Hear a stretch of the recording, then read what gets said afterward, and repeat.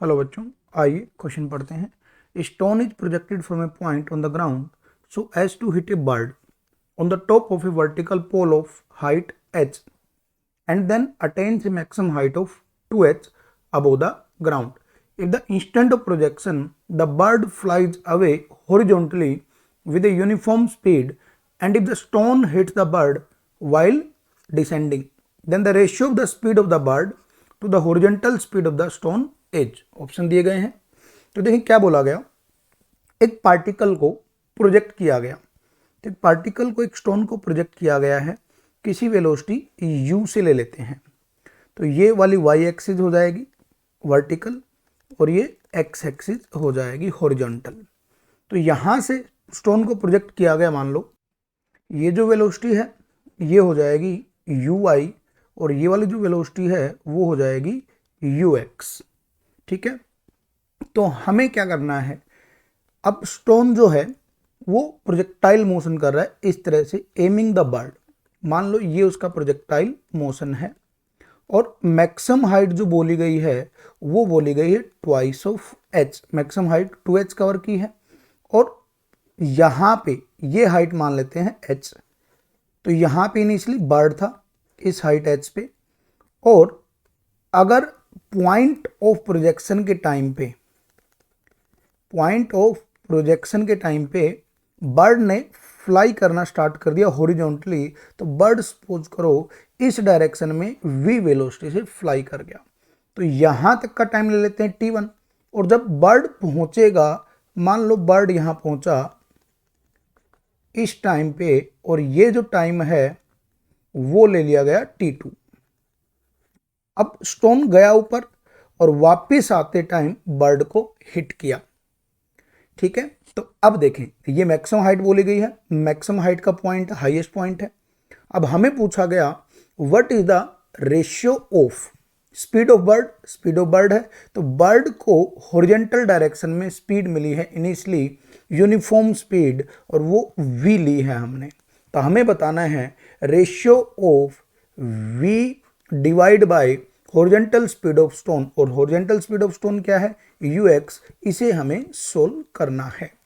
तो देखें, अगर हम ये ले लेते हैं कि 2h, ये 2h है, मैक्सिमम हाइट है, तो 2h is equal to uy square by 2g। ये हम लिख सकते हैं h max is equal to u square by 2g से, और h मैक्स कितना है ट्वाइस ऑफ h बोला गया है। तो यहाँ से हमें uy मिल जाएगा। तो देखें यहाँ से uy आएगा 2√gh, ये हमें uy मिल गया यहाँ से। अब देखें h की जो इक्वेशन है वो ये कह सकते हैं h के लिए uy into T minus half of gt square.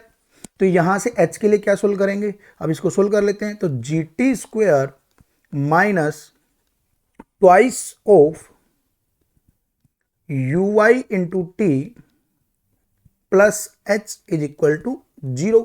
इसको सोल्व कर लेते हैं। जब इसको सोल्व करेंगे तो जब uy की वैल्यू यहाँ पुट कर लेंगे, uy की वैल्यू पुट करेंगे तो हमारे पास जो इक्वेशन बनेगी that is gt square minus 4√gh into t plus 2h is equal to 0। ये इक्वेशन बन रही है हमारे पास।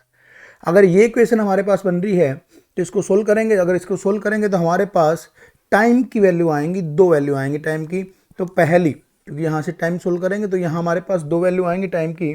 तो देखें कौन कौन सी वैल्यू आ रही है टाइम की। जब सोल्व करेंगे तो t1 will be equal to 4√gh minus √16gh, quadratic equation solve कर लेते हैं ये, minus 8 of gh divide by twice of g, ये हम सोल्व कर लेते हैं। जब यहाँ से सोल्व करेंगे तो हमारे पास जो इक्वेशन है एक t1 की फॉर्म में जाएगी और किसकी फॉर्म में जाएगी t2 की फॉर्म में। ये t ले लेते हैं, t आया है तो t के दो कंपोनेंट आ जाएंगे, एक बार प्लस आ जाएगा और एक क्या आ जाएगा माइनस। तो इसको लिख लेता हूँ मैं प्लस माइनस। तो यहाँ से t1 की जो वैल्यू आएगी सोल्व करने पे वो आएगी 2 minus √2 into root of h by g, और t2 की जो वैल्यू आएगी वो वैल्यू आ रही है 2 plus √2 into root of h by g. ये वैल्यू आ गई T2 की और ये वैल्यू आ गई T1 की। अब देखें, अब स्टोन को स्ट्राइक करना है तो हम कंडीशन लेंगे कि for bird to be hit, bird to be hit, bird को बाय स्टोन, स्टोन अगर बर्ड को हिट करेगा तो हम देख लेते हैं कैसे कंडीशन में हिट करेगा। तो देखें, अब इसने जो है स्टोन ने एक्स एक्सिस में कितनी डिस्प्लेसमेंट करी है, एक्स एक्सिस में कितनी डिस्टेंस ट्रेवल की, ux into T2 minus T1। और बर्ड के लिए क्या लेंगे, बर्ड के लिए क्या लेंगे, बर्ड के लिए लेंगे, बर्ड की वेलोसिटी क्या है, v है, इनटू में कितना टाइम, T2 टाइम। तो दोनों अगर इक्वल हैं उसी कंडीशन पे बर्ड को हिट कर जाएगा स्टोन। अगर ये कंडीशन है तो इसको सोल्व कर लेते हैं। तो यहां से देखिए क्या मिल जाएगा, v अपॉन ux मिल गए। देखिए v अपॉन ux यही हमें सोल्व करना था, तो v अपॉन ux किसके बराबर आ गया, देखें जरा, T2 minus T1 divide by T2। अब T1 भी हमारे पास है यहां से और T2 की वैल्यू भी हमारे पास है यहां से। जब T1 और T2 की वैल्यू पुट की जाएगी इक्वेशन में तो हमारे पास v अपॉन ux जो कि हमें सोल्व करना था will be 2 upon root 2 plus 1, ये हमारे पास आएगा। तो 2 अपॉन रूट 2 प्लस 1, तो ये तो किसी ऑप्शन से मैच नहीं कर रहा, तो इसका आंसर आ जाएगा डी, नन ऑफ दीज। तो ये हमारा आंसर है। होप आपको समझ में आया होगा। All the best.